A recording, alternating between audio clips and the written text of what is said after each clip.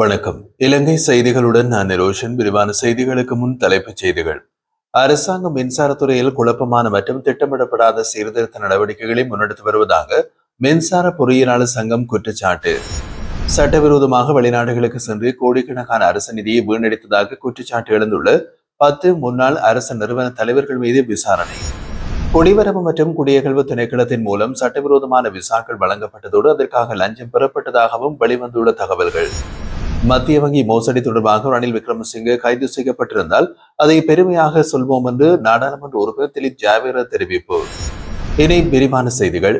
இலங்கை மின்சார வாரிய பொறியியலாளர் சங்கம் அரசாங்கம் மின்சாரத்துறையின் அவசரமான, குழப்பமான மற்றும் திட்டமிடப்படாத சீர்திருத்த நடவடிக்கைகளை முன்னெடுத்து வருவதாக கடுமையான குற்றச்சாட்டை முன்வைத்துள்ளது.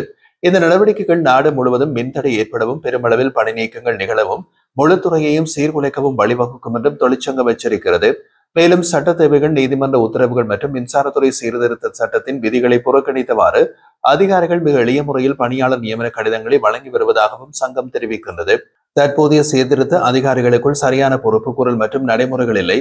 இது நாட்டின் மிக முக்கிய துறையாக இருந்தாலும் சிலர் சீர்திருத்தத்தை அலட்சியமாக எடுத்துக் கொள்கிறார்கள். இறுதியில் அதன் விளைவு என்னவாக இருக்கும் என்று சங்கத்தின் இணைச்செயலாளர் பொறியியலாளர் அமர் ஆரியரத்ன கேள்வி எழுப்பியுள்ளார். இந்த சூழ்நிலையில் ஜனாதிபதி உடனடியாக தலையிட வேண்டும் இருப்பதாகவும் அவர் வலியுறுத்தியுள்ளார். அத்துடன் தற்போது வழங்கப்படும் தன்னார்வ ஓய்வூதிய திட்டம் 5 மில்லியனாக மட்டுப்படுத்தப்பட்டுள்ளது. இது போதுமானது அல்ல என்றும் சங்கம் சுட்டிக்காட்டியுள்ளது. இதனால் திறமையான பொறியியலாளர்கள் மற்றும் தொழில்நுட்ப ஊழியர்கள் வெளிநாடுகளில் வேலை தேட செய்யும் அபாயம் அதிகரித்துள்ளதாகவும் எச்சரித்துள்ளது. அனுபவமுள்ள ஊழியர்கள் வெளியேறினால் துறை சரிவடையும், மின்வெட்டுகள் தவிர்க்க முடியாதவையாக மாறும் என்றும் சங்கம் குறிப்பிடுகிறது. சட்டவிரோதமாக வெளிநாடுகளுக்கு சென்று கோடிக்கணக்கான அரசு நிதியினை வீணடித்ததாக குற்றச்சாட்டு எழுந்துள்ள 10 முன்னாள் அரசு நிறுவன தலைவர்கள் மீது விசாரணைகள் தொடங்கப்பட்டுள்ளன. இந்த பட்டியலின் நாடாளுமன்றத்தின் முன்னாள் பிரதானி ஒருவரும் 4 முன்னாள் நிறுவன தலைவர்களும் அடங்குவதாகவும் தெரிவிக்கப்படுகின்றது. விசாரணைகளில் வெளிப்பட்டதாவது, அந்த முன்னாள் பிரதானி கடந்த காலங்களில் 30க்கும் மேற்பட்ட வெளிநாட்டு பயணங்களில் பங்கேற்றுள்ளதுடன் நாடாளுமன்ற வெளியுறவு மற்றும் நெறிமுறை அலுவலகத்தின் நிதியினை வரம்பின்றியும் பயன்படுத்தியுள்ளார். சபாநாயகர் ஜெகத் விக்ரமரத்னவின் அறிவிப்பினை தொடர்ந்து இந்த விசாரணைகள் ஆரம்பிக்கப்பட்டுள்ளது. மேலும் அந்த முன்னாள் பிரதானி சர்வதேச அமைப்புகளின் அழைப்பிதழ்களை பயன்படுத்தி தனிப்பட்ட விருப்பப்படி வெளிநாட்டு பயணங்களில் ஈடுபட்டதோடு நாடாளுமன்ற வாகனங்களையும் தவறாக பயன்படுத்தியுள்ளார் என்று புகார் புலனாய்வு திணைக்களத்தால் விசாரிக்கப்பட்டு வருகிறது. குடிவரவு மற்றும் குடியகல்வு திணைக்களத்தின் மூலம் சட்டவிரோதமாக விசாக்கள் வழங்கப்பட்டதுடன் அதற்கு லஞ்சம் பெறப்பட்டதாகவும் தகவல்கள் வெளிவந்துள்ளது.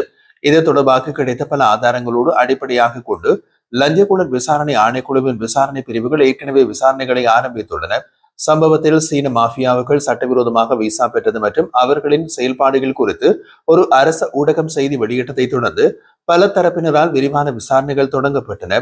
விசாரணை அதிகாரிகளுக்கு கிடைத்த தகவல்களில் இந்த விசாக்கள் வழங்கப்படுவதற்காக பெறப்பட்ட லஞ்ச தொகைகள் மற்றும் அவை செலுத்தப்பட்ட வங்கி கணக்குகள் தொடர்பான ஆதாரங்கள் முக்கியமாக கருதப்படுகிறது.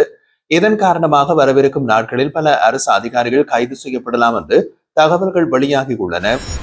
மத்திய வங்கி மோசடி தொடர்பாக முன்னாள் ஜனாதிபதி ரணில் விக்ரமசிங்கே கைது செய்யப்பட்டிருந்தால் அதை உலகின் முன் பெருமையாக சொல்வோம் என்று நாடாளுமன்ற உறுப்பினர் திலீப் ஜாவேர தெரிவித்துள்ளார். தற்போதைய அரசாங்கம் நடவடிக்கைகள் குறித்து ஊடகங்களிடம் பேசிய அவர் இதனை குறிப்பிட்டிருந்தார். அவர் மேலும் தெரிவித்த போது, ஒரு வளமான நாட்டை உருவாக்க முயலும் ஜனாதிபதி வெளிநாடு செல்லும் போது அவருக்கான உயர்ந்த வசதிகள் சாதாரணம். அங்கு சிறப்பு தலைவர்களுடன் பழகி பணிகளை முன்னெடுப்பார்கள். அது நாட்டின் செல்வாக்கினை வளர்க்கும் வழியாகும். லண்டனில் ஹோட்டலில் சாப்பிடுவதால் நாடு வீழ்ச்சியடையாது. ஜனாதிபதியின் ஆளுமை அவர் உருவாக்கும் சூழலிலேயே அமைகின்றது. இந்தியாவை வளர்த்தெடுக்க முன் மோடி கூட தனியார் ஜெட்டில் அமெரிக்கா சென்றிருக்கின்றார். ஆனால் தற்போதைய ஜனாதிபதி வெளிநாடுகளுக்கு சென்று நண்பர்களின் வீடுகளில் தங்கி அரசு செலவுகளுக்காக ஒதுக்கிய பணத்தை திருப்பிக் கொண்டு வருகின்றார். அதை நான் செய்ய வேண்டாம் என்று தொடர்ந்து அறிவுறுத்தி வருகின்றேன். இதனால் முன்னாள் ஜனாதிபதி ரணிலின் கைது குறித்து சர்வதேச ஊடகங்களில் செய்திகள் வந்தபோது நம்மை வெட்கப்பட செய்கின்றது. நாம் பெரிதாக சிந்திக்க வேண்டும். பராக்கிரம சமுத்திரத்தை கட்டிய முன்னோர்கள் போல செயல்பட வேண்டும். தண்ணீர் தேடும் கிணறுகளை மட்டுமே தோண்டியிருந்தால் இன்றைய நிலைமை வேறுபட்டிருக்கும். கிணறு தோண்டும் அரசாங்கம் சமுத்திரம் கட்டும் அரசாங்கத்திற்கு இணையானது அல்ல என்று அவர் தெரிவித்திருந்தார். முன்னாள் ஜனாதிபதிகள் மைத்ரிபால சிறிசேன மற்றும் கோட்டாபய ராஜபக்ச பொது சொத்துக்களை தவறாக பயன்படுத்தியதாக பல சம்பவங்கள் தொடர்பாக லஞ்சம் மற்றும் ஊழல் விசாரணை ஆணையத்தில் முறைப்பாடு செய்யப்பட உள்ளதாக தெரிவிக்கப்பட்டுள்ளது. ஊழல் மற்றும் மோசடிக்கு எதிராக செயல்படும் பல சிவில் அமைப்புகள் தகவல் அறியும் உரிமை சட்டத்தின் மூலம் பெறப்பட்ட ஆவணங்களை அடிப்படையாக கொண்டு இந்த முறைப்பாடுகளை சமர்ப்பிக்க உள்ளன. தற்போது வழக்கறிஞர்கள் அந்த தகவல்களை ஆராய்ந்து வருகின்றார்கள். அவற்றில் மைத்திரிபால சிறிசேன நேரடி தலையீட்டில் மேற்கொள்ளப்பட்ட கட்டுமானங்கள் மற்றும் கோட்டாபய ராஜபக்சவினால் நடத்தப்பட்டதாக கூறப்படும் மோசடிகளும் அடங்கும். இது தொடர்பில் பொது பாதுகாப்பு அமைச்சர் ஆனந்த விஜயபால தெரிவிக்கையில், சரியான ஆதாரங்களோடு முறைப்பாடு சமர்ப்பிக்கப்பட்டால் முழுமையான விசாரணை நடத்தி தேவையான சட்ட நடவடிக்கைகளை எடுக்க தயங்க மாட்டோம். ஒருவர் முன்னர் வகித்த பதவி சட்டத்தின் முன் அவரை விடுவிக்க காரணமாகாது. இதற்கிடையில் ஊழல் மற்றும் மோசடி குற்றச்சாட்டில் முன்னாள் ஜனாதிபதி ரணில் விக்ரமசிங்கே கைது செய்யப்பட்டு பிணையில் விடுதலையானவை குறிப்பிடத்தக்கது. இலங்கை வரலாற்றில் முதன்முறையாக முன்னாள் ஜனாதிபதி ஒருவர் கைது செய்யப்பட்ட சம்பவம் இதுவாகும். இதனால் மத்திய முன்னாள் ஜனாதிபதிகள் அச்சத்தில் உள்ளதாக அரசியல் வட்டாரங்களில் பேசப்படுகிறது. அரசியலமைப்பை முன்னிறுத்தி அரசாங்கத்தின் மீது சர்வாதிகார குற்றச்சாட்டுகளை முன்வைக்கும் எதிர்க்கட்சிகள் தங்களின் ஆட்சி காலத்தில் அரசியலமைப்பை எவ்வாறு பயன்படுத்தினர் என்பதையும் குடும்ப ஆட்சியை எவ்வாறு நடைமுறைப்படுத்தினார்கள் என்பதையும் மக்கள் நன்கு அறிவார்கள் என்று தொழில் பிரதி அமைச்சர் மஹிந்த ஜெயசிங்க தெரிவித்துள்ளார். கொழும்பில் வெள்ளிக்கிழமை நடைபெற்றிருந்த நிகழ்வொன்றில் ஊடகங்களிடம் பேசிய அவர், ஊழல் மற்றும் மோசடிக்கு எதிரான கடுமையான நடவடிக்கை எடுக்கப்படும் என்று அச்சத்தால் தான் எதிர்க்கட்சியினர் ஒன்றிணைந்துள்ளார்கள். பிரதான நிதி மோசடியாளரை கைது செய்தவுடன் மத்திய ஊழல்வாதிகளும் ஒன்றிணைவது தொடங்கியது. ஆனால் இந்த கூட்டணி அரசாங்கத்திற்கு சவாலாகாது, மாறாக அவர்களுக்கு எதிர்காலத்தில் சவாலாக அமையும்.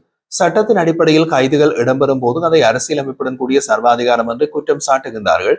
ஆனால் 2018 முன்னாள் ஜனாதிபதி மைத்திரிபால சிறிசேன அரசியலமைப்புக்கு முரணாக ரணில் விக்ரமசிங்கவை பதவி நீக்கம் செய்து மஹிந்த ராஜபக்சவை சட்டவிரோதமாக பிரதமராக நியமித்ததை மறந்துவிட்டார். அதேபோல் நீதித்துறை சுயாதீனமாக செயல்பட வேண்டும் என்று வலியுறுத்தும் மஹிந்த ராஜபக்ச தானே முன்னாள் பிரதம நீதி சிராணி பண்டாரநாயக்கவை சட்டவிரோதமாக பதவி நீக்கம் செய்து பாராளுமன்றத்தில் விசாரணைக்கு அழைத்திருந்தார் என்பதையும் மக்கள் மறக்கவில்லை. கோட்டாபய ராஜபக்ச ஒரே நாடு ஒரே சட்டம் என்ற கொள்கையினை பேச்சளவில் மட்டும் கூறினார். ஆனால் இன்றைய அரசாங்கம் சட்டத்தின் முன் அனைவரும் சமம் என்பதை உறுதிப்படுத்துகிறது. எவருக்கும் சிறப்பு சலுகை வழங்கப்பட மாட்டாது என்று எச்சரித்தார். இலங்கையின் எரிபொருள் சந்தையில் நுழைந்திருந்து ஆஸ்திரேலிய எரிபொருள் நிறுவனம் யுனைடெட் பெட்ரோலியம் நாட்டிலிருந்து முழுமையாக விலகிக் உள்ளது. இந்த முன்னேற்றம் எரிபொருள் துறையினை பன்முகப்படுத்தும் இலங்கையின் திட்டத்திற்கு பின்னடைவை ஏற்படுத்தும் என்று நிபுணர்கள் கருதுகின்றனர். இலங்கையின் கனியவள கூட்டு தாமரத்தின் மேலாண்மை இயக்குநரை மேற்கோள் காட்டி ஆங்கில ஊடகம் ஒன்று வெளியிட்டுள்ள தகவலின்படி, யுனைடெட் பெட்ரோலியம் சுமார் 3 மாதங்களுக்கு முன்பே இலங்கை சந்தையிலிருந்து விலகும் முடிவினை அறிவித்திருந்தது. இலங்கை சந்தை எதிர்பார்த்த லாபத்தை வழங்க இயலாத காரணமாகவே இந்த முடிவை எடுத்திருந்ததாக நிறுவனம் தெரிவித்துள்ளது. முல்லைத்தீவு கேப்பாப்புலவில் உள்ள 0.5 ஹெக்டேர் பூர்வீக விவசாய காணிகளை தங்களின் தேவைகளுக்கு பயன்படுத்திக் கொள்ள விமானப்படை முல்லைத்தீவு மாவட்ட அபிவிருத்தி ஒருங்கிணைப்பு குழுவிடம் அனுமதி கோரியது. ஆனால் வன்னி மாவட்ட நாடாளுமன்ற உறுப்பினர் துரைராசா ரவிகரன் ஏற்கனவே மக்களின் காணிகள் படையினரால் அபகரிக்கப்பட்டுள்ளதை சுட்டிக்காட்டி இந்த கோரிக்கைகளை கடுமையாக எதிர்த்திருந்தார்.